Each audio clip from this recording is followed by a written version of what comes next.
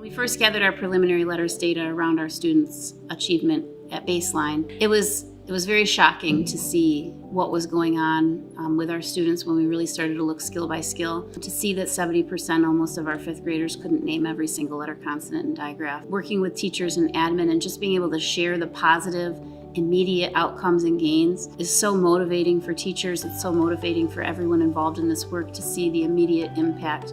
After 1 year's launch, we've seen a steady decline in MTSS referrals, and our teachers are feeling more empowered, especially in the upper elementary, and it really inspired people even more so and legitimized the work that we were doing, and that truly there is something out there that can help our children. My experience with Really Great Reading as a fourth grade teacher has been huge. My students really lacked the foundational skills coming into fourth grade and didn't know how to break apart words and to attack the words to be able to read them at a successful level.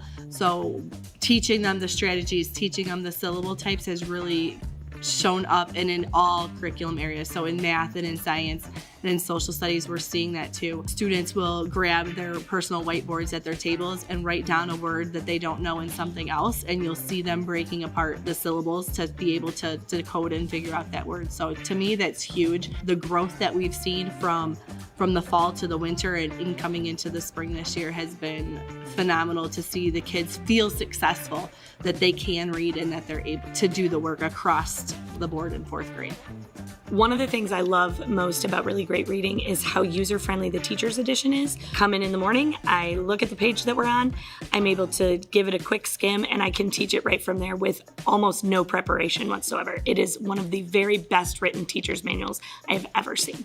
What do we want this to look like in our classrooms, K-5? They were very intentional and strategic about even our early literacy skills being taught in fourth and fifth grade and not just in K-3, because our fourth graders right now are those kids who went through COVID right when they're learning those early foundational skills. So our teachers had those students in their classrooms, and as upper elementary teachers in the past had not taught the early literacy skills. So we were very intentional about the teachers being part of the decision. In addition to that, we wanted to make sure that our principals were aware of what was going on in the classrooms, what this instruction was going to look like, what it meant for our students, and the why behind it. They knew everybody should be teaching this. And if not, how are we going to support them?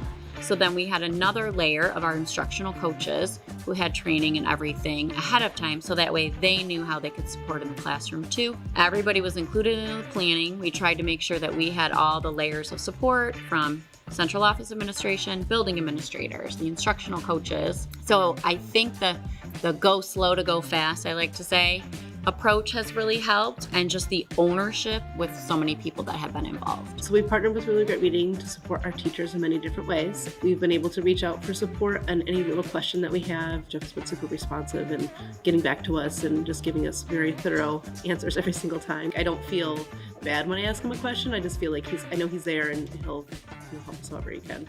To give teacher voice in the process, to be able to slow it down or pause it or kind of pivot in a different direction, I think it's been probably the greatest part of it.